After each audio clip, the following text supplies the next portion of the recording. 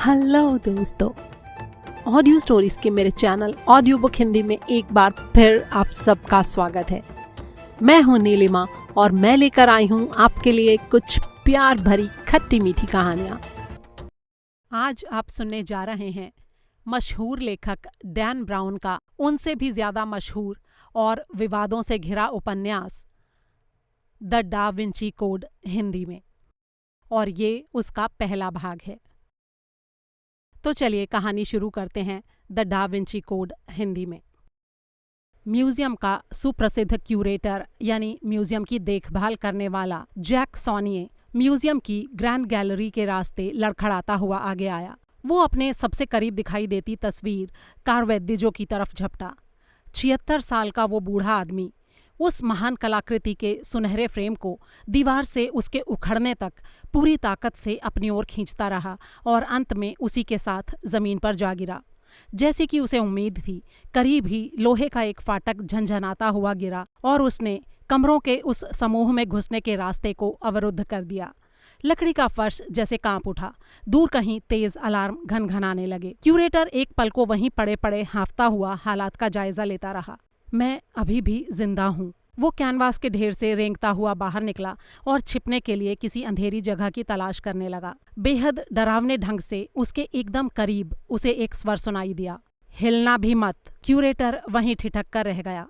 बंद हो चुके प्रवेश द्वार के बाहर सिर्फ 15 फुट की दूरी पर उस पर हमला करने वाले की विशाल आकृति ने लोहे की सलाखों के पीछे से उसकी ओर देखा। वो भूतों जैसी पीली चमड़ी और सफेद बालों वाला लंबा चौड़ा इंसान था। उसकी आंखों की पुतलियां गुलाबी रंग की थीं।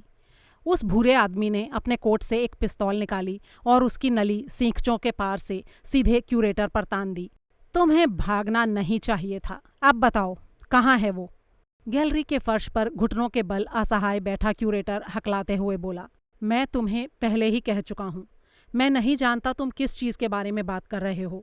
झूठ बोल रहे हो तुम और तुम्हारे भाई बंधु एक ऐसी चीज को अपने कब्जे में लिए हुए हैं जो तुम्हारी नहीं है। क्यूरेटर की नसों में एक सनसनी दौड़ गई। इसे ये बात भला कैसे मालूम हो सकती है? आज रात उसके असली मालिक उस पर कब्जा कर लेंगे। जल्दी बताओ वो कहाँ छिपी है और मैं तुम्हें जिंदा छोड़ दूंगा। क्या वो रहस्य इतना बड़ा है कि तुम उसके लिए मर जाना भी पसंद करोगे? सोनिया की सांसें थम गईं। उसने हाथ उठाकर उसे रोका।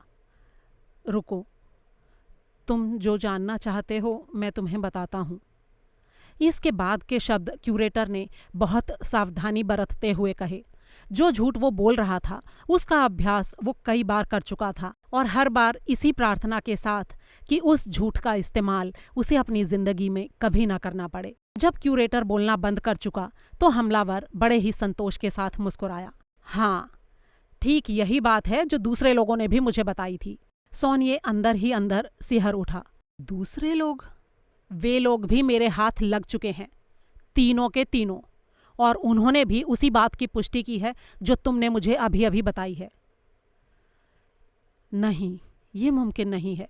उसके तीनों बंधुओं की वास्तविक पहचानों के साथ साथ क्यूरेटर की खुद की वास्तविक पहचान भी लगभग उतनी ही पवित्र थी जितना पवित्र वो रहस्य था जिसे उन्होंने इतने सालों से छिपाकर रखा हुआ था।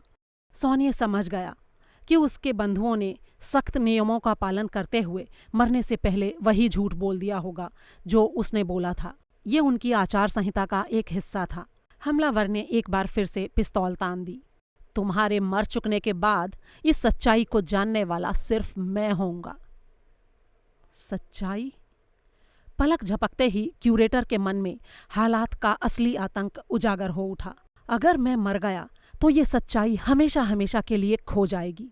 वो खुद को छिपाने के लिए हाथ पैर मारने लगा। तभी पिस्तौल गरजी और जैसे ही गोली क्यूरेटर के पेट में धंसी उसने बहुत ही तीखी तपिश का अनुभव किया। वो आगे की तरफ गिर पड़ा, दर्द से जूझता हुआ। उसने धीरे से करवट ली और मुड़कर सींखचों के पार खड़े हमलावर की ओर देखा। वो आदमी अब खामोशी के साथ सोनिया के सिर को निशाना बना रहा था। सोनिया ने अपनी आंखें बंद कर लीं। उसके ख्याल खौफ और पश्चाताप के चक्रवात की तरह घूम रहे थे। पिस्तौल के खाली चेंबर की खटाक की आवाज गलियारे में गूंजी। क्यूरेटर की आंखें एक झटके के साथ खुल गईं। उस आदमी ने चकित होते हुए अपने हथियार को देखा। फिर उसने गोलियों के दूसरे सेट के लिए हाथ बढ़ाया, लेकिन फिर लगा कि उसने अपने इरादे के बारे में दोबारा सोचा। फिर चेहरे पर खामोश मुस्कुराहट लिए उसने सोनिया की अंतड़ियों की ओर देखा और मन ही मन सोचा, मेरा काम पूरा हो चुका है। कुछ ही देर में यह आदमी मर चुका होगा। क्यूरेटर नीचे की ओर झुका और उसने अपनी लिनन की कमीज पर गोली से बने छेद को देखा। खून के एक गोले से घिरा हुआ वो उसकी छाती की हड्डी के कुछ इंच नीचे था। गोली उसके दिल को बचाती हुई लगी थी। अल्जीरिया के स्वतंत्रता आंदोलन का पुराना योद्धा होने के नाते क्यूरेटर इस भयावह रूप से लंबे समय तक लटकी रहने वाली मौत को पहले भी देख चुका था। अगले 15 मिनट तक, जब तक कि उसके पेट में मौजूद एसिड उसकी छाती के खोखले हिस्से में भरकर उसे अंदर ही अंदर जहर से नहीं भर देंगे, तब तक वो जिंदा रहेगा। उस आदमी ने कहा, दर्द पवित्र है मिस्टर, और फिर वो तेजी से वहां से निकल गया। अब जबकि जैक सोनिया अकेला रह गया, उसने एक बार फिर से अपनी निगाहें लोहे के द्वार की ओर दौड़ाईं। वो अंदर बंद होकर रह गया था और दरवाज़ा कम से कम 20 मिनट तक खुलने वाला नहीं था। जब तक कोई आकर उसे देखेगा तब तक वो मर चुका होगा। इसके बावजूद जिस डर ने उसे इस वक्त जकड़ रखा था वो उसकी मौत के डर से कहीं ज्यादा बड़ा था। मुझे ये रहस्य किसी को सौंपना ही होगा। अपने पैरों पर लड़खड़ाते हुए उसने अपने तीनों बंधुओं की मौत की कल्पना की। उसने अपने से पहले की पीढ़ियों के बारे में सोचा, उस जिम्मेदारी के बारे में सोचा जो उन्हें सौंपी गई थी, ज्ञान की एक अटूट श्रृंखला। अब अचानक तमाम सावधानियों के बावजूद, सुरक्षा के अचूक इंतजामों के बावजूद, जैक सोनिया एकमात्र वो बचा हुआ सूत्र था जो संसार में बचाकर रखे गए अब तक के एक सबसे शक्तिशाली रहस्य का इकलौता संरक्षक था। उसने जैसे तैसे खुद को अपने पैरों पर खड़ा किया। मुझे कोई ना कोई रास्ता निकालना ही होगा। वो ग्रैंड गैलरी के अंदर कैद होकर रह गया था, जबकि इस धरती पर सिर्फ एक ही इंसान था जिसे वो ये मशाल थमा सकता था। सोनिया ने सिर उठाकर अपने शानदार कैद खाने की दीवारों को ताका। उसे लगा जैसे संसार की वे सबसे प्रसिद्ध तस्वीरें किन्हीं पुराने भरोसेमंद दोस्तों की तरह उसकी ओर देखकर मुस्कुरा रही हों। दर्द से कराहते हुए उसने अपनी सारी दिमागी शक्तियों को, अपने पूरे सामर्थ्य को जैसे तैसे इकट्ठा किया। वो जानता था कि इन अंतिम पलों में जो एक बहुत बड़ा कर्तव्य उसे पूरा करना था, उसके लिए उसकी जिंदगी का बचा हुआ एक एक पल भी बहुत कीमती होगा। अध्याय 1। रॉबर्ट लैंगडन ने धीरे धीरे आंखें खोली। अंधेरे में उसके फोन की घंटी बजे जा रही थी। उसने बिस्तर के करीब के लैंप को टटोला और जला दिया। अधखुली आंखों से उसने अपने आलीशान बेडरूम को देखा, जो लुई 16 के ज़माने के फर्नीचर, बड़ी बड़ी ऑयल पेंटिंग्स लगी दीवारों और रेशमी पर्दों से घिरे विशाल पलंग से युक्त था। मैं ये हूँ कहाँ पर? बिस्तर के खंभे पर टंगे ड्रेसिंग गाउन पर मोहर लगी थी, होटल रेड्स, पेरिस। धीरे धीरे उसका दिमाग साफ होना शुरू हुआ। उसने रिसीवर उठाया और उनीदी आवाज़ में कहा, हेलो मिस्टर लैंगडन, मैंने कहीं आपको जगा तो नहीं दिया? एक पुरुष स्वर ने उधर से कहा। हकबकाए से लैंगडन ने बिस्तर के बगल में रखी घड़ी पर नजर डाली। रात के 12:32 हुए थे। वो अभी घंटे भर ही सोया था, लेकिन बहुत निढाल महसूस कर रहा था। उधर से फिर आवाज़ आई, मैं होटल का दरबान हूँ श्रीमान। इस दखलंदाजी के लिए माफ़ी चाहता हूँ, लेकिन कोई आपसे मिलना चाहता है। उनका कहना है कि ये बेहद ज़रूरी है। लैंगडन का दिमाग अभी भी पूरी तरह साफ नहीं हुआ था। मुझसे कोई मिलना चाहता है? फिर उसकी नज़रें बिस्तर की बगल में टेबल पर पड़े एक तुड़े मुड़े पर्चे पर टिक गईं। हार्वर्ड यूनिवर्सिटी के धार्मिक प्रतीकों के विशेषज्ञ प्रोफेसर रॉबर्ट लैंगडन के साथ एक शाम, the American university of Paris की एक गौरवपूर्ण प्रस्तुति। लैंगडन ने एक ठंडी सांस ली। उसके मन में विचार आया कि शायद उसके आज के लेक्चर ने, जो असल में चार्ट्रेस कैथीड्रल के पत्थरों में छिपे पेगन सिंबल्स पर आधारित था, शायद सुनने वालों में से किसी रूढ़िवादी को परेशान कर दिया है और इसीलिए वो मुझसे लड़ने झगड़ने मेरे पीछे चला आया है। उसने फ़ोन पर कहा, माफ़ कीजिएगा, लेकिन मैं बहुत थका हुआ हूँ और लेकिन सर, आपका मेहमान एक बहुत ही महत्वपूर्ण व्यक्ति है। अब लैंगडन को अपने विचार पर कोई भी संदेह बाकी नहीं रह गया था। धार्मिक चित्रों और उपासना से जुड़े सिंबल्स पर आधारित उसकी किताबों ने उसे कला की दुनिया में प्रसिद्धि तो दिलाई ही थी, साथ ही साथ अच्छा खासा बदनाम भी कर दिया था।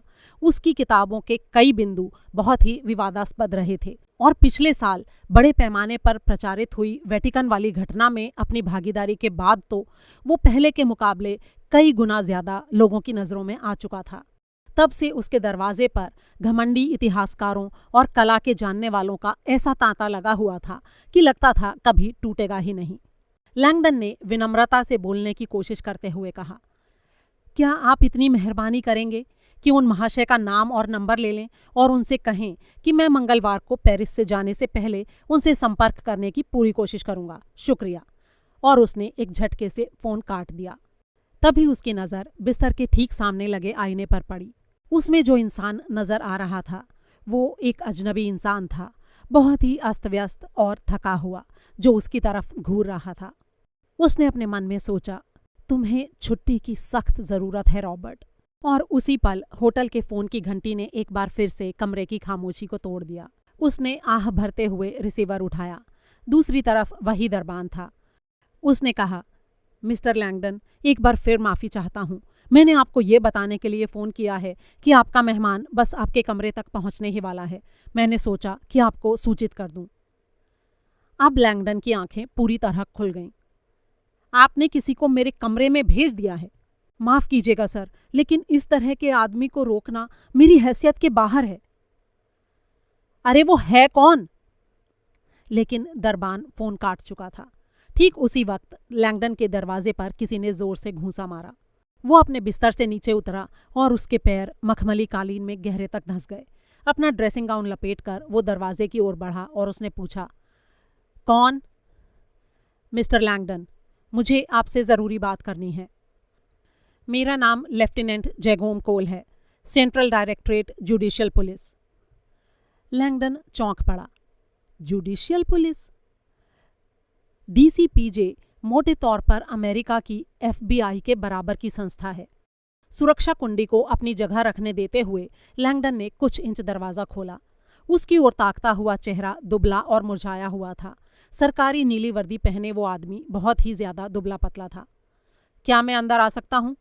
उस एजेंट ने पूछा। लेकिन बात क्या है? मेरे कैप्टन को एक पर्सनल मामले में आपकी राय लेनी है।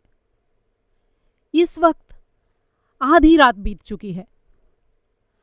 अगर मैं सही हूं तो आप आज शाम लूव्र के क्यूरेटर से मिलने वाले थे। लैंगडन को सहसा एक बेचैनी सी महसूस हुई।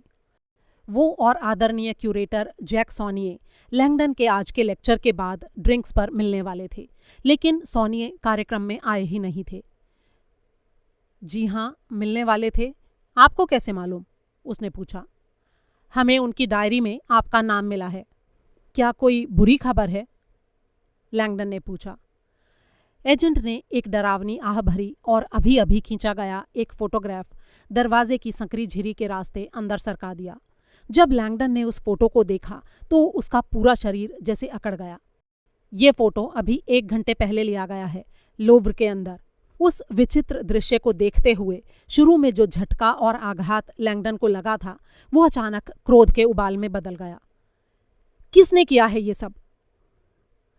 हमें उम्मीद है कि आप इस सवाल का जवाब पाने में हमारी मदद कर सकेंगे, क्योंकि आप एक सिंबोलॉजिस्ट हैं और आपकी योजना उनसे मिलने की भी थी। लैंगडन उस तस्वीर को घूर रहा था। उसके आघात में अब एक डर भी शामिल हो गया था। वो दृश्य बहुत ही डरावना और विचित्र था। करीब साल भर पहले लैंगडन को एक लाश का फोटो और उसी के साथ मदद का एक ऐसा ही अनुरोध प्राप्त हुआ था, और उसके 24 घंटे बाद वेटिकन सिटी में वो बहुत ही बुरी तरह से मरते मरते बचा था। हालांकि ये फोटो उस फोटो से पूरी तरह अलग था, लेकिन फिर भी पूरे परिदृश्य में कुछ ऐसा था जो बेचैन कर देने की हद तक जाना पहचाना लग रहा था। एजेंट ने अपनी घड़ी पर नजर डाली। मेरे कैप्टन इंतजार कर रहे हैं सर। लैंगडन की आंखें अभी भी उस तस्वीर पर अटकी हुई थीं। यहाँ ये सारे सिंबल्स और जिस अजीब ढंग से ये लाश रखी गई है वो बहुत ही हैरान कर देने वाला है। मैं कल्पना भी नहीं कर सकता कि कोई किसी व्यक्ति के साथ ऐसा कैसे कर सकता है। लैंगडन ने हैरानी भरे स्वर में कहा। एजेंट के चेहरे पर गंभीरता छाई थी।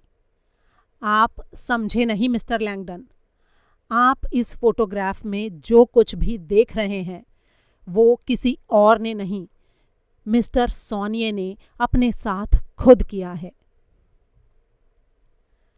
अध्याय 2। करीब 1 मील की दूरी पर सिलास नाम का वो विशालकाय भूरा आदमी एक भव्य इमारत के दरवाजे से लंगड़ाता हुआ अंदर घुसा। वो कांटों वाला पट्टा जो उसने अपनी जांघ पर बांध रखा था उसके मांस को काट रहा था, लेकिन फिर भी उसकी आत्मा प्रभु की सेवा में लगे होने के संतोष से गुनगुना रही थी। दर्द पवित्र है। इमारत में घुसते हुए उसकी आंखों ने चारों ओर का मुआयना किया। सारे कमरे खाली थे। वो चुपचाप सीढ़ियां चढ़ गया। वो अपने साथियों को जगाना नहीं चाहता था। उसके सोने के कमरे का दरवाज़ा खुला था। यहाँ ताले लगाने की मनाही होती थी। उसने अंदर जाकर दरवाज़ा बंद कर लिया। कमरे में कठोर अनुशासन की झलक दिखाई दे रही थी। सख्त लकड़ी का फर्श, लकड़ी की एक मेज़ और कोने में एक जूट की चटाई जो उसके बिस्तर का काम करती थी। हालांकि वो यहाँ सिर्फ 1 हफ्ते ही रुकने वाला था, लेकिन न्यूयॉर्क में भी उसको ऐसे ही पवित्र जगह पर रहने का सौभाग्य प्राप्त था। प्रभु ने मुझे सिर छिपाने के लिए छाया और मेरे जीवन के लिए एक मकसद दिया है। आज की रात सिलास को लग रहा था कि आखिरकार उसने अपने ऊपर चढ़ा हुआ कर्जा उतारना शुरू कर दिया है। फुर्ती के साथ मेज़ के पास पहुंचकर उसने दराज में छिपाकर रखा गया एक सेलफोन निकाला और फ़ोन मिलाया। हाँ बोलो, दूसरी ओर से एक पुरुष स्वर सुनाई दिया। टीचर, मैं लौट आया हूं। चारों के चारों खत्म हो चुके हैं, तीनों मास्टर्स और खुद उनका ग्रैंड मास्टर भी। दूसरी तरफ एक पल के लिए खामोशी छा गई, मानो वो आदमी मन ही मन प्रार्थना कर रहा हो। फिर उसने कहा, तो इसका मतलब है कि तुम्हें जानकारी मिल चुकी है? चारों ने एक ही बात कही है टीचर, और ये किसी भी हालत में संयोग नहीं हो सकता। बहुत बढ़िया। मुझे डर था कि रहस्य की हिफाजत को लेकर उस ब्रदरहुड की जो साख बनी हुई है वो कहीं हमारे मकसद पर भारी न पड़ जाए। मौत का डर बड़े बड़ों को हिला देता है टीचर। तो ठीक है मेरे शिष्य, मुझे वो बात बता जो जानना मेरे लिए ज़रूरी है। सिलास जानता था कि उसने जिन लोगों को मारा था उनसे जो सूचना उसे मिली थी वो टीचर के लिए बहुत चकित कर देने वाली साबित होगी। उसने कहा, उन चारों ने ही कहानी के रूप में प्रसिद्ध उस कीस्टोन के अस्तित्व में होने की पुष्टि की है। उधर से टीचर की उत्तेजित आवाज सुनाई दी। कीस्टोन, ठीक वही चीज जिसका हमें अनुमान था। कहानियों के मुताबिक ब्रदरहुड ने पत्थर का एक नक्शा तैयार किया हुआ था, एक कीस्टोन जिसके ऊपर खुदाई करके गुप्त शब्दों में एक जगह का नाम लिखा हुआ था। वो जगह जो इस ब्रदरहुड के सबसे महान रहस्य के छिपे होने की जानकारी देती थी। एक ऐसी शक्तिशाली सूचना जिसकी हिफाजत करने के लिए ही ये ब्रदरहुड इतनी सदियों से अस्तित्व में बना हुआ था। टीचर ने कहा, जब वो कीस्टोन हमें मिल जाएगा तो हम सिर्फ एक ही कदम आगे बढ़े होंगे। उसके बाद और भी बहुत काम करना बाकी है। जितना आप सोच रहे हैं हम उससे कहीं ज्यादा नजदीक पहुंच चुके हैं टीचर। कीस्टोन यहीं पेरिस में है। पेरिस में है? कमाल हो गया। तब तो ये बहुत ही आसान है। सिलास ने उस शाम की सारी घटनाओं का ब्यौरा टीचर को दिया। किस तरह उसके चारों शिकारों ने मरने से कुछ पल पहले अपने आप को बचाने की कोशिश करते हुए उसे सारा रहस्य बता दिया था। उनमें से हर एक ने सिलास को एक ही बात बताई थी कि वो कीस्टोन बहुत ही चालाकी के साथ पेरिस के सबसे पुराने चर्च सेंट सुलीपीस चर्च के अंदर एक खास जगह पर छिपा कर रखा गया है। टीचर ने हैरानी प्रकट करते हुए कहा, प्रभु के घर के भीतर ये लोग किस तरह से हमारा मजाक उड़ाते हैं? जैसे कि वो सदियों से उड़ाते आ रहे हैं टीचर। टीचर कुछ पल के लिए खामोश हो गया, फिर बोला, तुमने प्रभु की महान सेवा की है। हमने सदियों तक इस बात की प्रतीक्षा की है। तुम्हें मेरे लिए वो पत्थर हासिल करना होगा, तुरंत, आज रात को ही। तुम जानते हो कि क्या कुछ दांव पर लगा हुआ है। सिलास जानता था कि जो चीजें दांव पर लगी थीं वे बेहिसाब थीं, लेकिन फिर भी टीचर इस वक्त जिस काम का आदेश दे रहा था वो असंभव जैसा लगता था। लेकिन वो चर्च एक किले से कम नहीं है, खास तौर से रात के वक्त। मैं उसमें घुसूंगा कैसे? टीचर ने धीमे शब्दों में समझाना शुरू किया कि उसे क्या करना था, एक ऐसे लहजे में जिसमें एक बहुत ही असाधारण रूप से प्रभावशाली व्यक्ति का आत्मविश्वास झलकता था। जब सिलास ने फोन बंद किया तो वो आने वाली घटनाओं के बारे में सोचकर सिहर उठा। उसने खुद से कहा, बस 1 घंटा। वो टीचर का एहसानमंद था जिसने ईश्वर के घर में प्रवेश करने से पहले उसे प्रायश्चित करने के लिए जरूरी वक्त दिया था। मुझे अपनी आत्मा को उन पापों से छुटकारा दिलाना होगा जो मैंने आज किए हैं। आज किए गए मेरे पाप अपने उद्देश्य में एकदम पवित्र थे। ईश्वर के दुश्मनों के खिलाफ युद्ध तो सदियों से लड़े जाते रहे हैं, उनके लिए क्षमा मिलना सुनिश्चित है, लेकिन फिर भी मुक्ति के लिए बलिदान जरूरी है। अपना चोगा हटाकर वस्त्रहीन होकर वो कमरे के बीचों बीच घुटनों के बल बैठ गया। उसने अपनी जांघ पर लिपटे कांटों वाले पट्टे को गौर से देखा। उसके पंथ के सभी अनुयायी इस चीज का इस्तेमाल किया करते थे। धातु के पैने कांटों से मढ़ा हुआ चमड़े का एक पट्टा जो मांस में धंसकर ईसा मसीह द्वारा भोगी गई यातनाओं की याद दिलाता था। इस पट्टे के इस्तेमाल से होने वाली पीड़ा शरीर की वासनाओं से छुटकारा दिला देती थी। पंथ के सभी अनुयायियों को ये पट्टा हर रोज 2 घंटे तक पहनना जरूरी था। वो आज के 2 घंटे उसे पहन चुका था, लेकिन उसे ये एहसास था कि आज का दिन कोई साधारण दिन नहीं था। उसने पट्टे को बेल्ट की तरह खींचकर थोड़ा और कस दिया और दर्द से बुरी तरह कराह उठा जब उसके कांटे उसके मांस में और भी गहरे तक धंस गए। धीरे धीरे सांस छोड़ते हुए उसने उस दर्द भरे अनुष्ठान का आनंद लिया। दर्द पवित्र है, दर्द शुभ है। इस पंथ की स्थापना फादर जोसमेगिया एस्क्रीवा ने की थी। हालांकि एस्क्रीवा 1975 में मर चुके थे, लेकिन उनकी शिक्षाएं अभी जीवित थीं।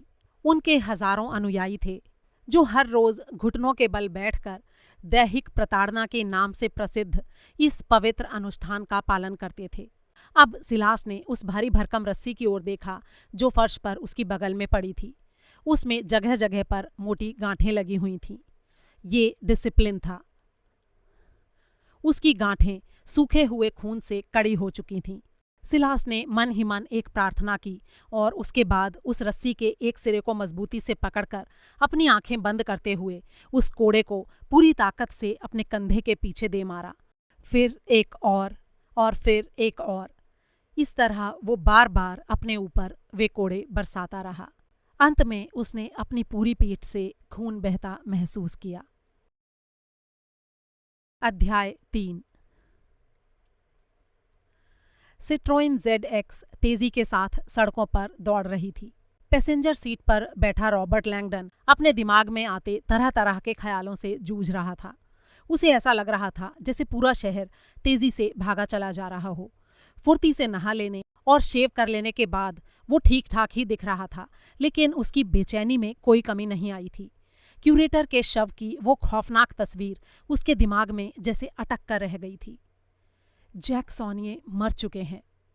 जैक सॉनिये ने अपने साथ वो खुद ही किया है। लैंगडन ने गर्दन मोड़कर खिड़की के बाहर देखते हुए उस तस्वीर को अपने दिमाग से झटकने की कोशिश की, लेकिन सफल नहीं हुआ। सॉनिये एक बहुत ही एकांतप्रिय व्यक्ति के रूप में जाने जाते थे। कला के प्रति उनके समर्पण के कारण उन्हें जो मान्यता मिली हुई थी, उसके कारण लोगों के मन में उनके प्रति बहुत ही श्रद्धा थी। पूसा और टैनिये के चित्रों पर आधारित उनकी किताबें लैंगडन को बहुत ही पसंद थीं और वो उन्हें बहुत ही प्यार से अपनी क्लासेस में भी पढ़ाया करता था। आज शाम उनके साथ होने वाली मुलाकात का वो बहुत ही बेचैनी से इंतजार करता रहा था और जब क्यूरेटर नहीं आए थे तो उसे बहुत निराशा हुई थी।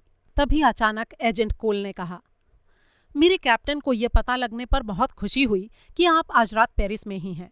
उन्हें उम्मीद थी कि आप जा चुके होंगे। मेरे होटल का पता आपको कहाँ से मिला? पेरिस की अमेरिकन यूनिवर्सिटी से शायद? लैंगडन ने पूछा। जी नहीं, इंटरपोल से। इंटरपोल? लैंगडन ने हैरान होते हुए सोचा। फिर उसके दिमाग में विचार आया, हाँ ठीक ही तो है। यूरोप के सारे होटलों में चेक इन के समय पासपोर्ट दिखाने का जो सीधा साधा सा लगने वाला एक आग्रह होता है, वो अब सिर्फ एक औपचारिकता नहीं है, वो एक कानून है। इंटरपोल के लोग पूरे यूरोप में किसी भी रात को किसी भी व्यक्ति का ठीक ठीक पता लगा सकते थे कि कौन कहाँ पर सोया हुआ था। लैंगडन को होटल रिट्ज में ढूंढ निकालने में उन्हें शायद 5 सेकंड लगे होंगे। करीब 20 मिनट के सफ़र के बाद लैंगडन को कार की खिड़की से रेनेसां पैलेस की वो विशालकाय अखंड इमारत नज़र आने लगी जो संसार के सबसे प्रसिद्ध म्यूजियम के रूप में जानी जाती है, लूव्र म्यूजियम। घोड़े की एक बहुत ही बड़ी नाल के आकार में ढली लूव्र की इमारत यूरोप की सबसे बड़ी इमारत थी। लैंगडन एक बार पैदल लूव्र की पूरी परिधि का चक्कर काट चुका था, जो करीब 3 मील की चकरा देने वाली यात्रा थी। इस बिल्डिंग में कुल 65,300 कलाकृतियां हैं, जिनका ठीक से आनंद लेने के लिए किसी भी दर्शक के लिए करीब 5 हफ्ते का समय जरूरी माना जाता है। लेकिन अधिकतर टूरिस्ट एक छोटा सा अनुभव हासिल करके ही संतोष कर लेते हैं। इसके तहत टूरिस्ट फुर्ती से म्यूजियम में भागते हुए वहां की सबसे 3 महत्वपूर्ण कलाकृतियों को देख लेते हैं, मोनालिसा, वीनस दे मीलो और विंग्ड विक्ट्री। थोड़ा और आगे बढ़ने पर लैंगडन को लूव्र का शानदार मुख्य प्रवेश द्वार दिखाई देने लगा था, पिरामिड। लूव्र का ये नया प्रवेश द्वार करीब करीब उतना ही प्रसिद्ध हो चुका था जितना खुद ये म्यूजियम था। चीन में पैदा हुए अमेरिकन आर्किटेक्ट I.M. पेई ने इसे डिज़ाइन किया था। ये पूरी तरह से कांच से बना था और बेहद विवादास्पद था। ये नया आधुनिक पिरामिड उन परंपरावादियों के मन में आज भी नफरत का भाव जगाता था, जिन्हें लगता था कि इस पिरामिड ने रेनेसां आंगन की गरिमा को नष्ट कर दिया है। लेकिन पेई के प्रगतिशील प्रशंसक 71 फीट लंबे इस पारदर्शी पिरामिड को नए और पुराने के बीच एक ऐसे सांकेतिक रिश्ते के रूप में देखते थे जो लूव्र को नए मिलेनियम में प्रवेश के लिए तैयार करता था। इसका निर्माण करवाया था स्वर्गवासी फ्रेंच राष्ट्रपति मित्रा ने। वो फेरो कॉम्प्लेक्स से ग्रस्त था। पेरिस को अकेले अपने दम पर इजिप्शियन शैली की मीनारों, कलाकृतियों और मॉन्यूमेंट्स से भर देने वाले फ्रेंच मित्रा के सिर पर इजिप्ट की संस्कृति का भूत कुछ इस कदर सवार था कि अब भी लोग उसे फीनिक्स कहकर पुकारते थे। लैंगडन ने खामोशी तोड़ने के लिए उस एजेंट से पूछा, तुम्हारे कैप्टन का नाम क्या है? बेजूफैश, उसने कहा। हम उन्हें लूतोगो कहकर पुकारते हैं। लैंगडन ने हैरानी से उसकी ओर देखते हुए पूछा, आप अपने कैप्टन को सांड कहकर पुकारते हैं? एजेंट ने उसकी बात का जवाब दिए बिना कार रोक दी और एक बड़े भारी दरवाजे की ओर इशारा करते हुए कहा, ये आपके जाने का रास्ता है, गुड बाय। तो क्या आप नहीं आ रहे हैं? जी नहीं, मुझे आपको यहीं तक लाने का आदेश था। लैंगडन गाड़ी से उतरकर कुछ पल वहीं खड़ा रहा। वापस जाती हुई कार की बैकलाइट्स को देखकर उसके मन में विचार आया कि वो चुपचाप एक टैक्सी पकड़कर वहां से भाग जाए, लेकिन फिर उसे लगा कि ये ख्याल बहुत ही घटिया साबित होगा। फव्वारों की ओर आगे बढ़ते हुए उसके मन में एक अजीब सा एहसास हुआ, जैसे वो किसी दूसरी दुनिया की ओर ले जाने वाले दरवाजे में प्रवेश कर रहा हो। कुछ ही पल पहले वो अपने होटल में आराम से सोया हुआ था और अब वो फीनिक्स द्वारा बनाए गए उस पारदर्शी पिरामिड के सामने खड़ा उस पुलिस वाले का इंतजार कर रहा था जिसे लोग सांड कहकर पुकारते थे। दरवाजे के सामने पहुंचकर उसने दस्तक देने के लिए हाथ उठाया ही था कि तभी दरवाज़ा खुल गया।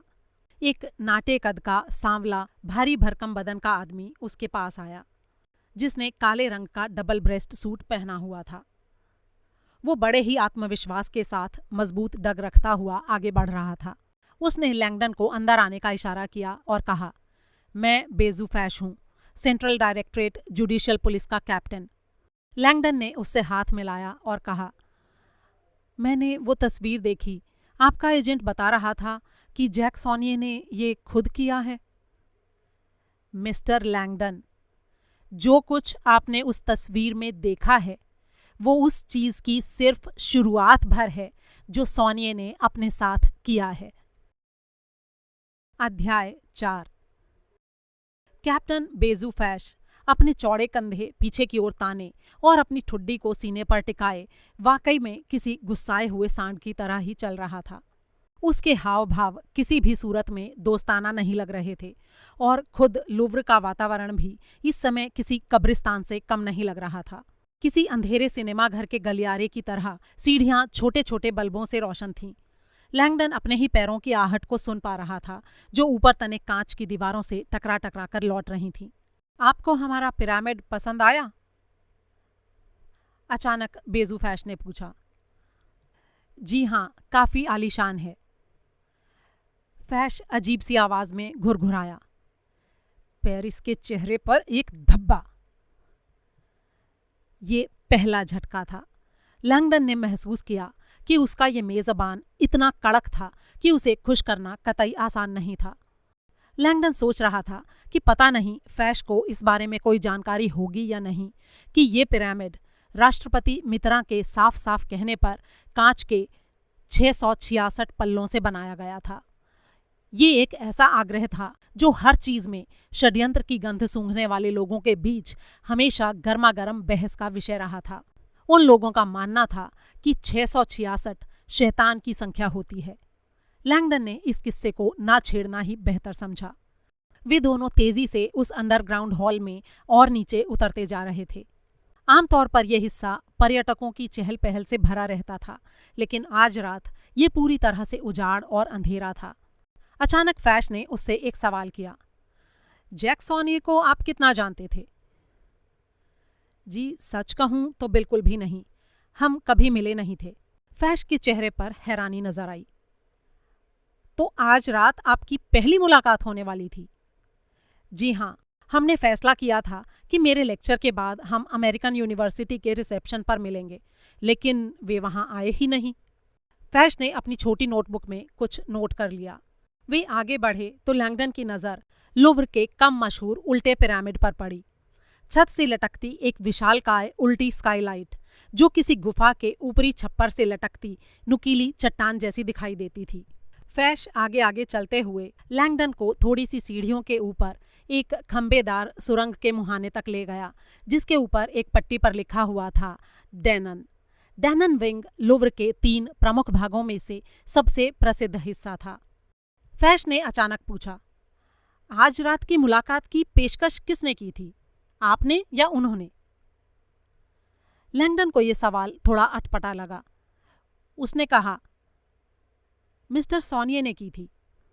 कुछ सप्ताह पहले उनकी प्राइवेट सेक्रेटरी ने मुझसे ईमेल पर संपर्क किया था। उसने कहा था कि क्यूरेटर के सुनने में आया था कि मैं इस महीने पेरिस में लेक्चर देने आने वाला था और इस दौरान वे मुझसे कुछ बात करना चाहते थे। किस बारे में? ये तो मैं नहीं जानता। शायद आर्ट्स के बारे में ही करना चाहते होंगे। हम लोगों की रुचियां काफी मिलती जुलती हैं। फैश को उसकी बात पर यकीन नहीं हो रहा था। आपको जरा भी अंदाजा नहीं है कि आपकी मुलाकात किस बारे में होने वाली थी? लैंगडन को वाकई कोई अंदाजा नहीं था। उसे उत्सुकता जरूर हुई थी, लेकिन ठीक ठीक ब्यौरा जानने की कोशिश करना उसे सही नहीं लगा था। आदरणीय जैक सॉनिये गोपनीयता बनाए रखने के अपने झुकाव के लिए काफी प्रसिद्ध थे और बहुत कम लोगों से मिलते जुलते थे। लैंगडन उनका आभारी था कि उसे उनसे मिलने का मौका मिल रहा था। मिस्टर लैंगडन, क्या ये संभव है कि आप कम से कम इस बात का अनुमान लगा सकें कि हत्या का शिकार हुआ ये व्यक्ति अपनी हत्या की इस रात आपसे किस बारे में बात करना चाहता होगा? आपका ये अनुमान हमारे लिए मददगार साबित हो सकता है। इस सवाल के नुकीलेपन ने लैंगडन को थोड़ा परेशानी में डाल दिया। मैं वाकई अनुमान नहीं लगा सकता। मैंने उनसे पूछा नहीं था। मैं तो सिर्फ इतने से ही सम्मानित महसूस कर रहा था कि उन्होंने मुझसे संपर्क किया है। मैं उनके काम का बहुत बड़ा फैन हूँ और उनकी लिखी किताबों का अक्सर अपनी क्लासेस में उपयोग करता हूँ। फैश ने अपनी किताब में इस बात को भी दर्ज कर लिया। तो आपका मतलब आपकी और उनकी रुचियां आपस में मिलती जुलती थीं?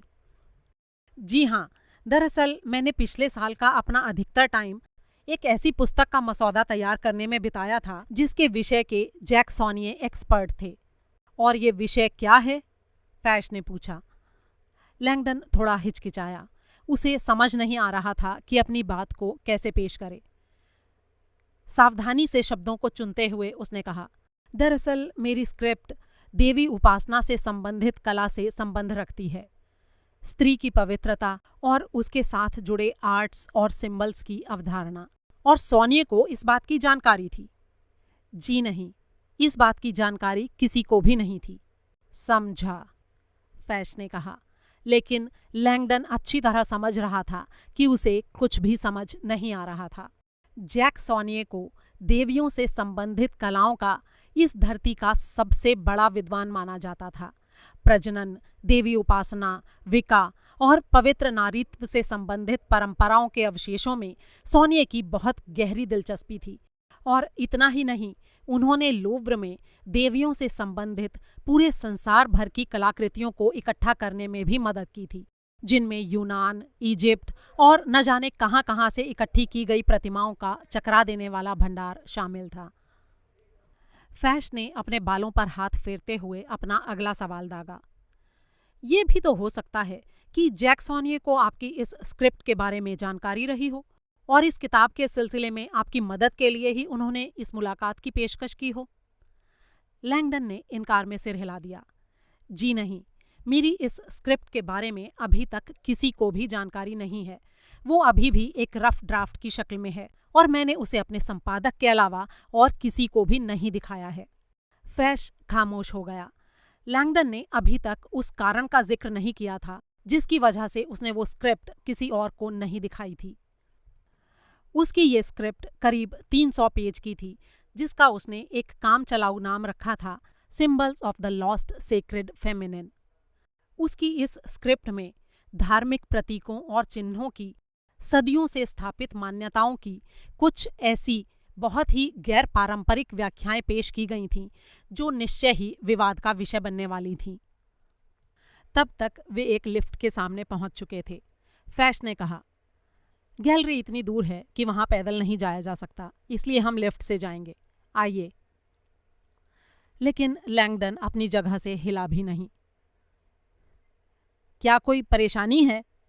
फैश ने बेचैनी से पूछा। लैंगडन ने एक गहरी सांस छोड़ी। नहीं, कोई परेशानी नहीं।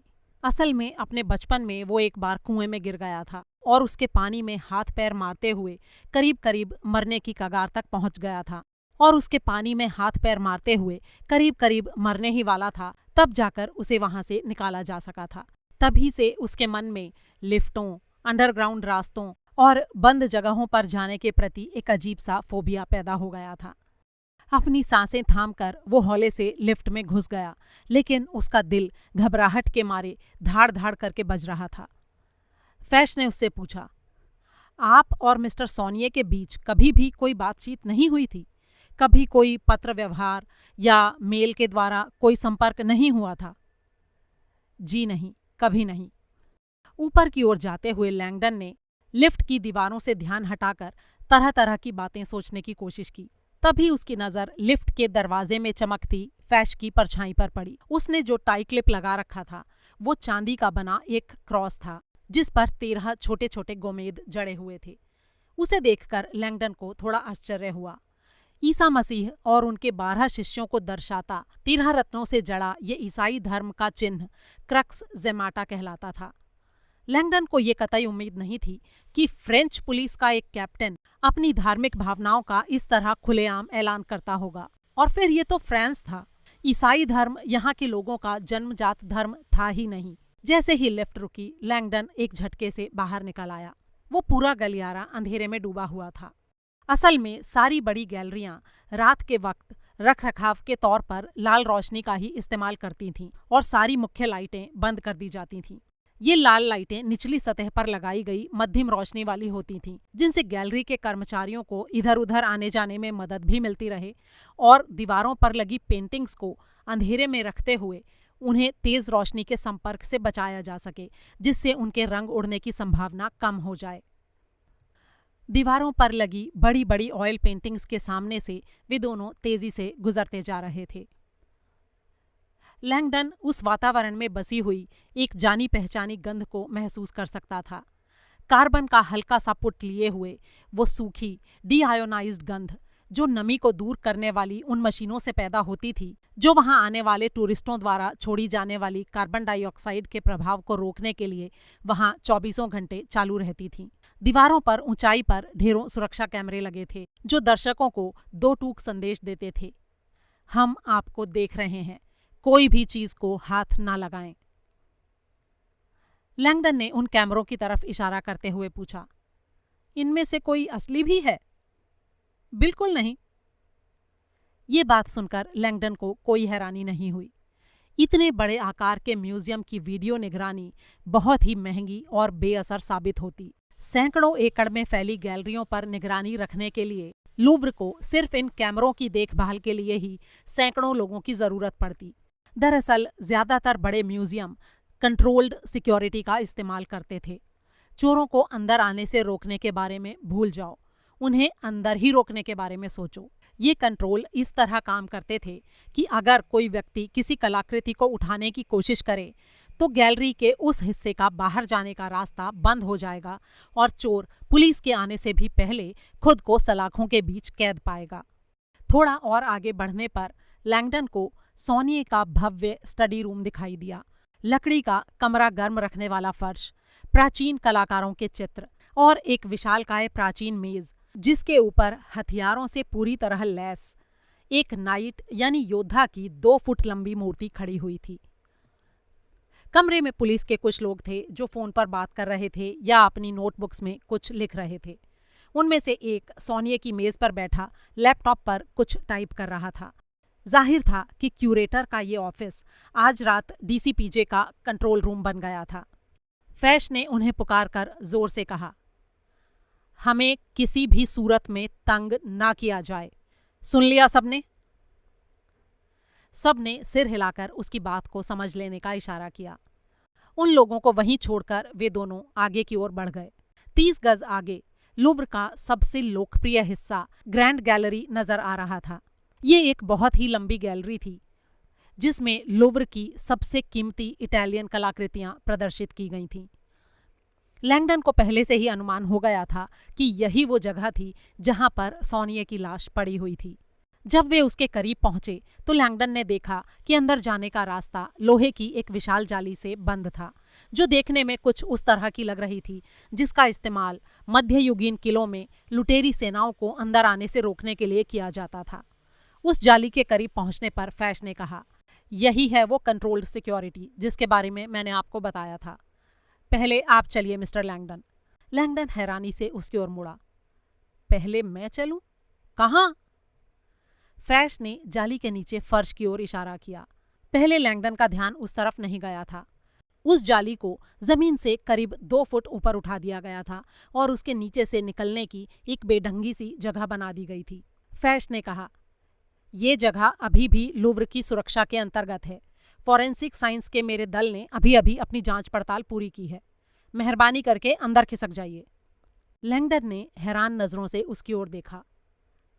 क्या ये सांड मजाक कर रहा है? फैश गुस्से से फ्रेंच में कुछ बड़बड़ाया और फिर अपनी घड़ी देखने लगा। फिर वो खुद घुटनों के बल बैठ गया और उसने अपने भारी भरकम शरीर को जाली के नीचे से अंदर सरका दिया। फिर दूसरी तरफ खड़े होकर वो प्रश्नवाचक निगाहों से लैंगडन की ओर देखने लगा। लैंगडन ने एक ठंडी सांस भरी और अपनी हथेलियों को पॉलिश किए हुए लकड़ी के फर्श पर टिकाते हुए वो पेट के बल लेट गया और खुद को आगे की तरफ धकेलने लगा। अंदर जाकर खड़े होते ही उसे न जाने क्यों ऐसा महसूस हुआ कि वो एक बहुत ही लंबी रात होने वाली है। अध्याय 5। मुरे हिल प्लेस यानी ओपस डेई का नया हेडक्वार्टर और कंसल्टेशन सेंटर न्यूयॉर्क शहर में 243 लेक्सिंगटन एवेन्यू में बना हुआ है। 470 लाख अमेरिकी डॉलर से कुछ अधिक लागत से बना 1,33,000 स्क्वायर फुट का ये टॉवर लाल ईंटों और इंडियाना चूने के पत्थर से बनाया गया है। मे एंड पिंस्का कंपनी ने इसे डिज़ाइन किया है और इसकी बिल्डिंग में 100 से ज़्यादा बेडरूम, 6 खाने के बड़े हॉल, लाइब्रेरी, मीटिंग रूम्स और बहुत से ऑफिस हैं। दूसरी, 8वीं और 6ठी मंजिलों पर चैपल हैं। 17वीं मंजिल पूरी तरह से लोगों के रहने के लिए है। पुरुष इस इमारत में लेक्सिंगटन एवेन्यू के मुख्य दरवाजों से प्रवेश करते हैं। औरतें एक बगल वाली गली से प्रवेश करती हैं और बिल्डिंग के भीतर उन्हें पुरुषों वाले हिस्से से पूरी तरह अलग थलग काट कर रखा जाता है। उस दिन शाम को बिशप मैनुअल अरिंगारोसा ने अपने आलीशान घर के पवित्र स्थल पर एक छोटे से बैग में अपना सामान पैक किया और अपना पारंपरिक काला लबादा पहना। आमतौर पर उसने अपनी कमर में एक बैंगनी कमरबंद भी लपेटा होता, लेकिन आज रात उसे दूसरे लोगों के बीच रहते हुए सफ़र करना था और इसलिए वो नहीं चाहता था कि उसकी ऊंची हैसियत की तरफ लोगों का ध्यान जाए। सिर्फ पैनी निगाहें रखने वालों का ध्यान ही बिशप की पहचान कराने वाली उसकी 14 कैरेट सोने की उस अंगूठी की तरफ जा सकता था जो जामुनी मणि और बड़े बड़े हीरों से जड़ी थी। बैग को अपने कंधे पर टांगते हुए उसने मन ही मन एक प्रार्थना की और अपने अपार्टमेंट से नीचे उतरकर वेटिंग रूम में पहुंच गया, जहां उसका ड्राइवर उसे एयरपोर्ट ले जाने के लिए उसका इंतजार कर रहा था। रोम जाने वाले एक कमर्शियल एरोप्लेन में सवार अरिंगारोसा ने खिड़की के बाहर अंधेरे में अटलांटिक पर नजर डाली। सूरज पहले ही डूब चुका था, लेकिन अरिंगारोसा जानता था कि उसका सितारा बुलंदी पर था। आज की रात युद्ध जीत लिया जाएगा। वो इस बात पर चकित था कि सिर्फ कुछ ही महीनों पहले वो उन लोगों के सामने खड़ा अपने आप को घोर मुसीबत में फंसा महसूस कर रहा था जो उसके पूरे एम्पायर को नष्ट कर देना चाहते थे। ओपस डेई के महाअध्यक्ष की हैसियत से बिशप अरिंगारोसा ने अपने जीवन के बहुत से साल ईश्वर के काम के संदेश का प्रसार करते हुए बिताए थे। वैसे तो ओपस डेई ने स्पेन में फ्रैंको के शासनकाल से पहले ही जड़ें जमानी शुरू कर दी थीं, लेकिन अब वो एक वैश्विक शक्ति बन चुका था। उसके ऑफिस और यूनिवर्सिटीज दुनिया के तमाम बड़े नगरों में मौजूद थे। ये एक बहुत ही तेजी के साथ फैलता हुआ कैथोलिक संगठन था, लेकिन दुर्भाग्यपूर्ण बात ये थी कि अरिंगारोसा इस बात को समझता था कि ईसाई मत का धुआंधार प्रचार करने वालों के इस युग में ओपस डेई की तेजी से बढ़ती हुई दौलत और शक्ति बुरी तरह से संदेह के घेरे में थे। रिपोर्टर उनसे अक्सर चुनौती भरे सवाल किया करते थे, जैसे ओपस डेई लोगों के दिमाग में जबरदस्ती अपनी शिक्षाओं को क्यों ठूंसती है, या फिर क्या ईश्वर का काम करने के लिए अपनी आमदनी का 10वां हिस्सा संगठन को देना जरूरी है, क्या पापों से छुटकारा पाने के लिए अपने आप को यातना देना या कांटों वाले पट्टे पहनना जरूरी है। ऐसी बातों के जवाब में अरिंगारोसा हमेशा कहता था, आप ओपस डेई की सिर्फ एक छोटी सी आबादी के बारे में बात कर रहे हैं। हमारे संगठन में लोग कई स्तरों पर शामिल हैं। हमारे हजारों सदस्य ऐसे हैं जो विवाहित हैं और जिनके अपने परिवार हैं, जो अपने समुदाय में ईश्वर के काम में लगे हुए हैं। कुछ लोग ऐसे हैं जिन्होंने तपस्वियों का जीवन जीने का चुनाव किया है और जो हमारे पास रहते हैं। ये सबका अपना अपना चुनाव है। ओपस डेई किसी को भी किसी काम के लिए मजबूर नहीं करता। हालांकि उसके ये तर्क कभी कभी ही काम आते थे। मीडिया हमेशा उन पर कलंकपूर्ण दोष ही मढ़ता रहता था, और जैसा कि ज्यादातर बड़े संगठनों के साथ आमतौर पर होता है, ओपस डेई के सदस्यों में भी कुछ ऐसे गुमराह लोग थे जिनके कामों की काली छाया पूरे संगठन को बदनाम करती थी। 2 महीने पहले ही ओपस डेई का एक समूह एक विश्वविद्यालय में नए शामिल हुए सदस्यों को नशीले पदार्थों का सेवन कराते हुए पकड़ा गया था। यूनिवर्सिटी का एक स्टूडेंट कांटों वाले पट्टे को उसके निर्धारित समय 2 घंटे से ज्यादा देर तक पहने रखता था और उसके कारण उसे जानलेवा इन्फेक्शन हो गया था। उस बात को भी ज्यादा दिन नहीं हुए थे जब बॉस्टन में अपने जीवन से निराश हो चुके एक बड़े कारोबारी बैंक कर्मी ने अपनी जीवन भर की जमा पूंजी ओपस डेई के नाम लिखकर आत्महत्या कर ली थी।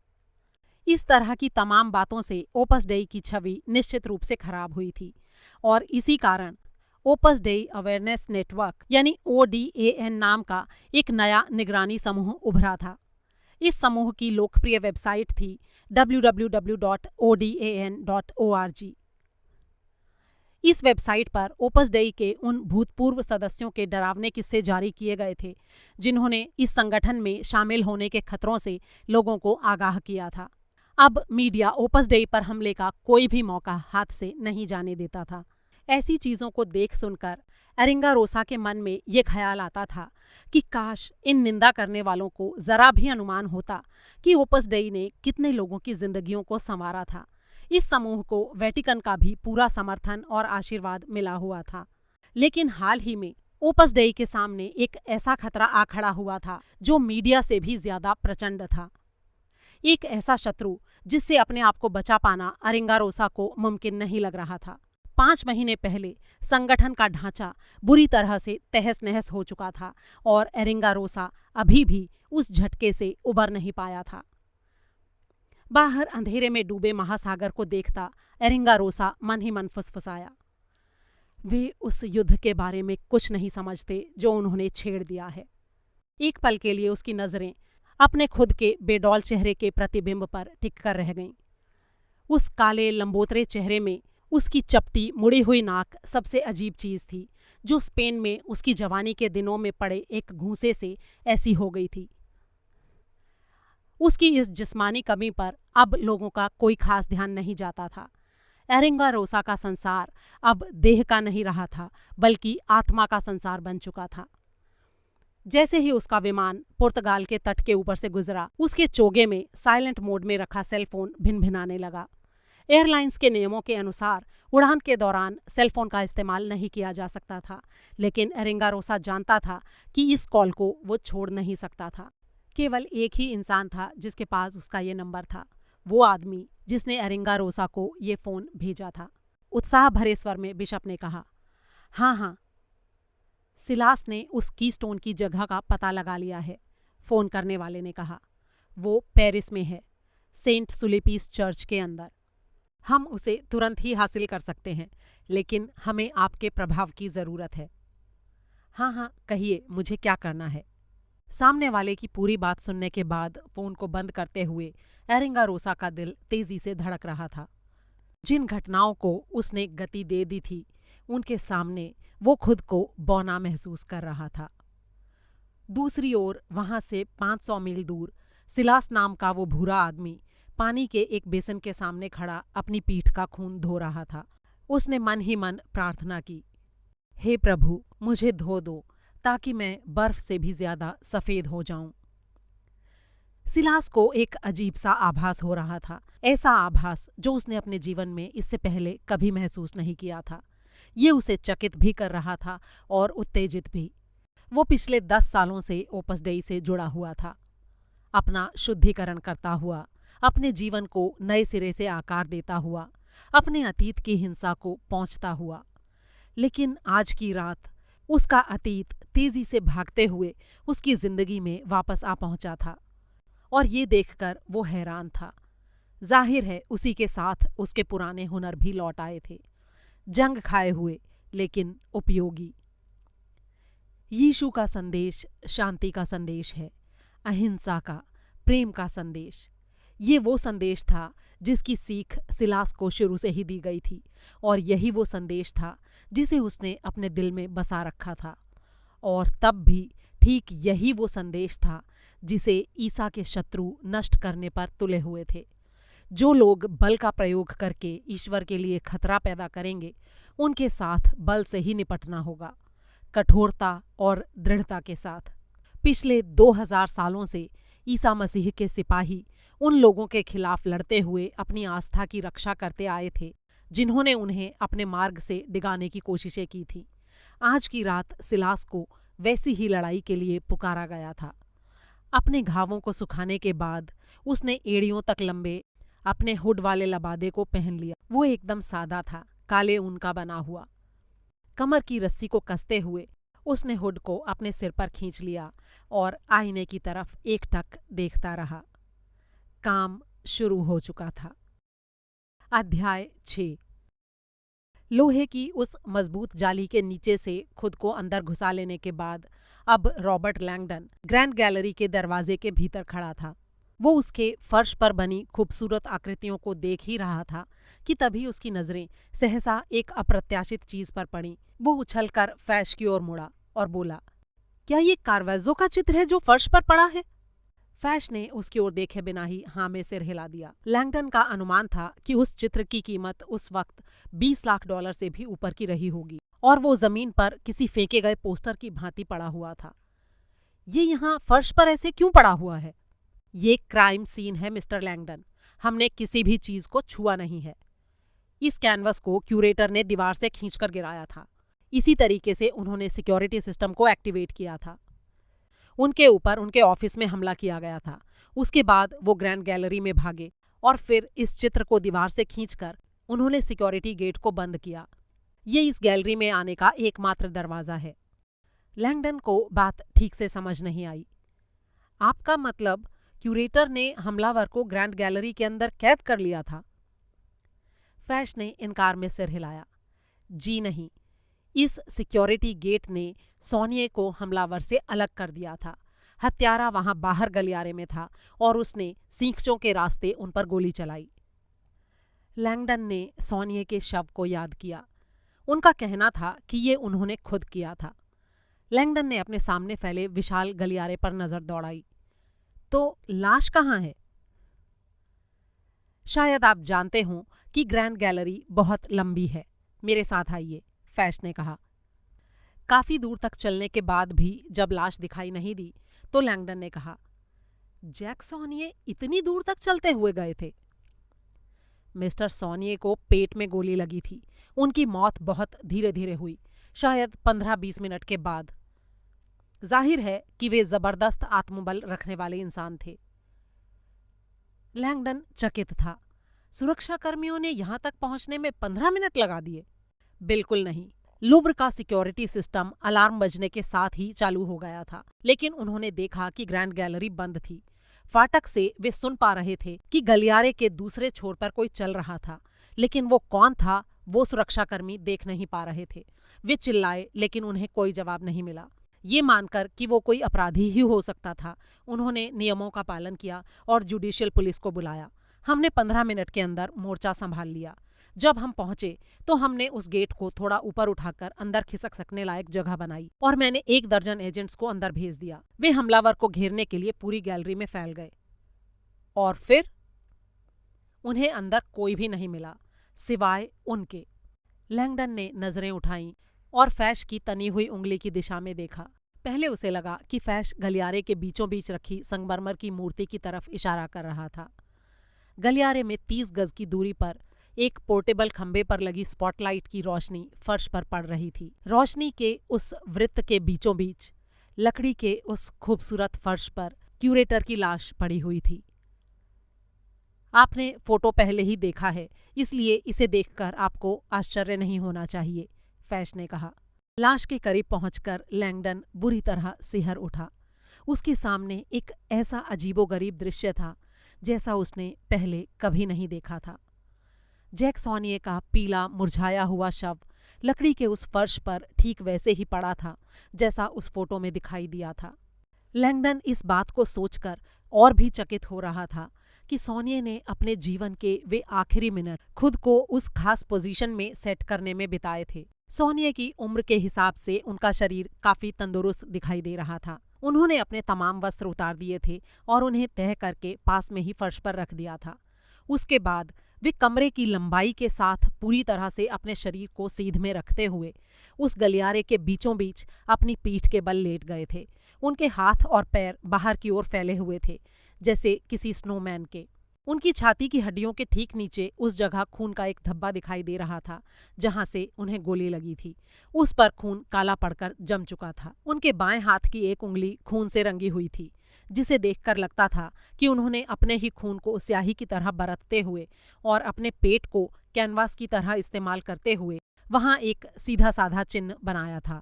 5 सीधी रेखाएं जो एक दूसरे को काटती हुई 5 सिरों वाले एक सितारे की रचना कर रही थीं, यानी पंचकोण या पेंटागन। सोनिए की नाभि के चारों ओर रक्त से बना ये सितारा उनके शव को एक पैशाचिक माहौल दे रहा था। ये सब उन्होंने खुद किया है, लेकिन क्यों? क्या आप मुझे इस चिन्ह के बारे में कुछ बताएंगे? फैश ने कहा। ये एक पंचकोण है, दुनिया का एक सबसे पुराना सिंबल। ईसा मसीह से 400 साल से भी पहले से ये इस्तेमाल में आता रहा है। और इसका मतलब क्या है? इस सवाल का सामना करते हुए लैंगडन हमेशा हिचकिचा जाया करता था। किसी सिंबल का क्या अर्थ है ये बताना कुछ ऐसा होता था जैसे कोई लोगों को ये बताए कि उन्हें कोई गाना सुनते हुए कैसा महसूस करना चाहिए। हर आदमी के लिए उसका अर्थ अलग अलग होता है। एक सफेद रंग का कू क्लक्स क्लैन हैट संयुक्त राज्य अमेरिका में घृणा और जातिवाद की भावनाएं जगाता है, जबकि वही चीज स्पेन में एक धार्मिक आस्था का अर्थ रखती है। उसने धीमे स्वर में कहा, सिंबल अलग अलग जगहों पर अलग अलग अर्थ रखते हैं। पंचकोण अपने मूल रूप में पेगनों का एक धार्मिक सिंबल है। यानी शैतान पूजा, फैश ने कहा। नहीं, लैंगडन ने उसकी बात काटते हुए कहा। उसने महसूस किया कि उसके शब्दों का चुनाव थोड़ा ज्यादा स्पष्ट होना चाहिए था। दरअसल इन दिनों पेगन शब्द शैतान पूजा का ही पर्यायवाची बन चुका था। ये एक बहुत बड़ी गलतफहमी थी। इस शब्द की जड़ें असल में लैटिन के पेगानुस शब्द तक जाती थीं, जिसका अर्थ था गांव में रहने वाले। पेगन सच्चे अर्थों में उन अशिक्षित ग्रामीणों को कहा जाता था जो प्रकृति पूजा के प्राचीन धर्मों में आस्था रखते थे। उसने अपनी बात को स्पष्ट करते हुए कहा, दरअसल पंचकोण क्रिश्चियनिटी से पहले का एक सिंबल है जिसका संबंध प्रकृति पूजा से है। प्राचीन युग के लोगों ने अपने संसार की कल्पना दो बटे हुए हिस्सों के रूप में की थी, नर और मादा। उनके देवता और देवियां शक्ति का संतुलन कायम रखते थे, यिन और यांग। जब नर और मादा के बीच संतुलन होता था तो संसार में भी संतुलन बना रहता था। जब उनके बीच असंतुलन होता था तो संसार में अव्यवस्था फैल जाती थी। ये पंचकोण सब चीजों के अर्ध नारी रूप को दर्शाता है। ये एक ऐसा कॉन्सेप्ट है जिसको धर्म के इतिहासकार पवित्र नारीत्व यानी सेक्रेड फेमिनिज्म कहते हैं। ये हैरानी में डालने वाली बात है कि सोनिये को इस बात की जानकारी रही होगी। आपके कहने का मतलब है कि सोनिये ने अपने पेट पर देवी का सिंबल बनाया है। लैंगडन को मानना पड़ा कि ये बात वाकई अजीब थी। उसने कहा, अगर इसकी बहुत ही खास किस्म की व्याख्या पर ध्यान दिया जाए तो पंचकोण वीनस का प्रतीक भी माना जाता है, नारी के सौंदर्य और प्रेम की देवी का प्रतीक। प्राचीन काल का धर्म प्रकृति के नियमों पर आधारित था। वीनस देवी और वीनस ग्रह को एक ही माना जाता था। रात के आकाश में इस देवी का एक अपना निश्चित स्थान था और इसे अनेक नामों से जाना जाता था, जैसे वीनस, पूर्वी तारा, इश्तार, अस्तार्ते। ये सारे कॉन्सेप्ट प्रकृति और धरती माता से जुड़े हुए थे। लैंगडन ने पंचकोण की सबसे ज्यादा चकित करने वाली उस खासियत के बारे में बात ना ही करना बेहतर समझा जो वीनस के साथ उसके रिश्ते के उद्गम से ताल्लुक रखती थी। जब लैंगडन एस्ट्रोलॉजी का स्टूडेंट हुआ करता था तब वो ये जानकर हैरान रह गया था कि शुक्र ग्रह हर 8 साल में पूरी तरह से पंचकोणीय रास्ते पर चलता हुआ सोलर सिस्टम में अपनी परिक्रमा पूरी करता है। प्राचीन युग के लोग इस बात से इस कदर चमत्कृत हुए थे कि शुक्र और उसका पंचकोण उनके लिए पूर्णता, सुंदरता और प्रेम के गुणों का प्रतीक बन गया था। शुक्र की इसी जादुई शक्ति के लिए अपनी श्रद्धा व्यक्त करने के लिए यूनानियों ने इसके इस 8 साल के चक्र का इस्तेमाल ओलंपिक खेलों के लिए किया था। आज बहुत कम लोग ये बात जानते थे कि आधुनिक युग के ओलंपिक्स का 4 साल का कार्यक्रम अभी भी शुक्र के आधे चक्र का पालन करते हुए आयोजित किया जाता है।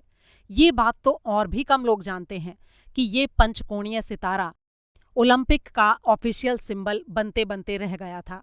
आखिरी समय पर उसमें फेरबदल कर दिया गया था और 5 कोणों की जगह एक दूसरे को काटते हुए 5 छल्लों को अपना लिया गया था। तभी अचानक फैश ने कहा, मिस्टर लैंगडन, ये बात भी तो जाहिर है कि पंचकोण का ताल्लुक शैतान से भी है। आपकी अमेरिकी हॉरर फिल्में इस बात को साफ साफ दिखाया करती हैं। लैंगडन के माथे पर बल पड़ गए। फैश की बात सही थी।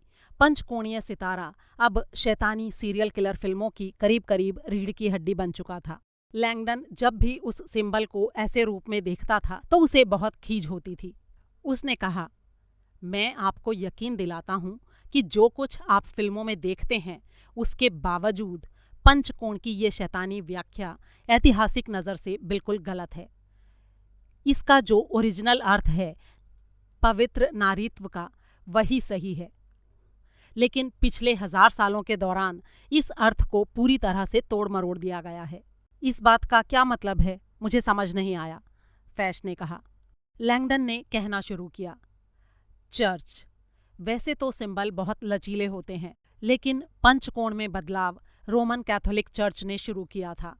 पेगन धर्मों को जड़ से उखाड़ फेंकने और बड़े पैमाने पर लोगों को ईसाई बनाने की वेटिकन की मुहिम के तहत चर्च ने सभी पेगन देवी देवताओं के खिलाफ एक घिनौना अभियान छेड़ा और उनके पवित्र प्रतीकों को नए सिरे से अशुभ रूपों में पेश किया। जब किसी देश में बड़ी राजनीतिक हलचलें होती हैं तो उस दौर में ऐसी चीज़ें अक्सर हुआ करती हैं। नई उभरती शक्तियाँ जो मौजूदा प्रतीक होते हैं उन्हें हथियाकर उनके अर्थ को मिटाने की कोशिश में उन्हें धीरे धीरे विकृत करती जाती हैं। पेगन सिंबलों और ईसाई सिंबलों की इस लड़ाई में पेगन लोग हार गए। यूनानी देवता पोसाइडन का त्रिशूल शैतान का कटीला पंजा बन गया। बुद्धिमान क्रोन की नोकदार टोपी चुड़ैल का प्रतीक बन गई और शुक्र का पंचकोण शैतान का प्रतीक बन गया। दुर्भाग्य से अमेरिका की फौज ने भी पंचकोण को विकृत किया है। अब ये हमारा युद्ध का सबसे बड़ा प्रतीक है। हम इसे अपने सारे लड़ाकू विमानों पर बनाते हैं और अपने सारे ऑफिसर्स के कंधों पर लटकाते हैं। और शरीर को इस तरह से लिटाने के ढंग के बारे में आपका क्या कहना है? फैश ने पूछा। लैंगडन ने कंधे उचका दिए। ये मुद्रा भी पंचकोण और पवित्र नारीत्व के अर्थ की ही पुष्टि करती है। क्या मतलब? मैं समझा नहीं, फैश ने कहा। किसी प्रतीक को दोहराना उसके अर्थ को और मजबूत करने का सबसे आसान तरीका होता है। सोनिए ने खुद को पंचकोणीय सितारे की शक्ल में लिटाया हुआ है। आपका एनालिसिस काफी इंटरेस्टिंग है, फैश ने कहा। और उन्होंने अपने कपड़े क्यों हटाए होंगे? लैंगडन ने कंधे उचका दिए। इस बारे में मुझे कोई आइडिया नहीं है। और अपने ही खून का स्याही के रूप में इस्तेमाल, उसकी क्या वजह हो सकती है? जाहिर सी बात है कि उनके पास लिखने का कोई और साधन नहीं था, लैंगडन ने कहा।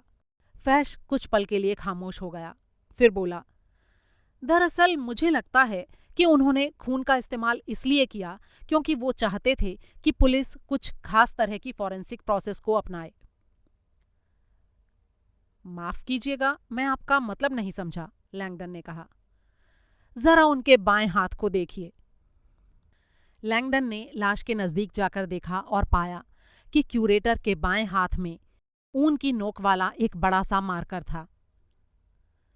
जब हमने सोनिए को देखा था तब भी ये उनके हाथ में ही था, फैश ने कहा। जैसा कि मैंने आपसे कहा था, हमने किसी भी चीज को हाथ नहीं लगाया है। क्या आपको पता है कि ये क्या है? ये बात लैंगडन अच्छी तरह से जानता था। वो एक ब्लैकलाइट पेन था। ब्लैकलाइट पेन या वाटरमार्क पेन ऊन की नोक वाला एक खास तरह का पेन हुआ करता था जिसको चीज़ों पर अदृश्य निशान लगाने के लिए इस्तेमाल किया जाता था।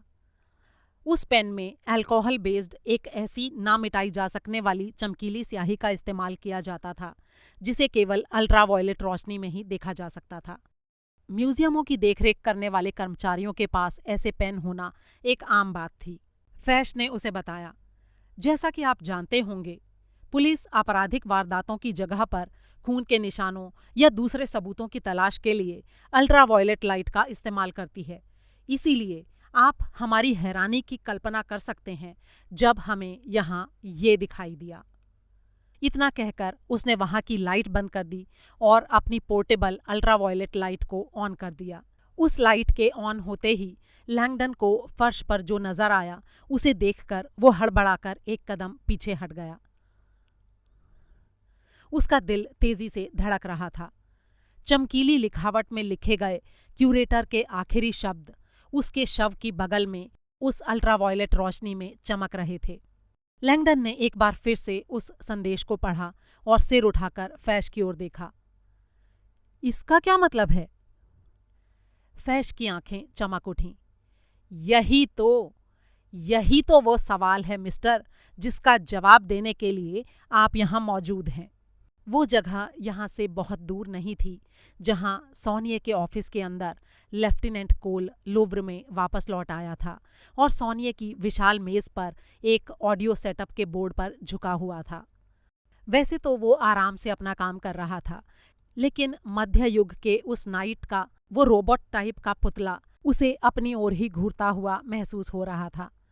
उसने अपना हेडफोन ठीक से लगाया और हार्ड डिस्क रिकॉर्डिंग सिस्टम के इनपुट लेवल को चेक किया। सारे सिस्टम ठीक काम कर रहे थे। माइक्रोफोन एकदम ठीक थे और आवाज़ एकदम साफ ढंग से आ रही थी। ये सच्चाई का पल है, उसने सोचा। मुस्कुराते हुए उसने अपनी आंखें बंद कर लीं और ग्रैंड गैलरी में चल रही उस बाकी बातचीत का आनंद लेने लगा जो अब उसके रिकॉर्डिंग सिस्टम में टेप हो रही थी। इससे आगे की कहानी के लिए सुने द विंची कोड का भाग 2।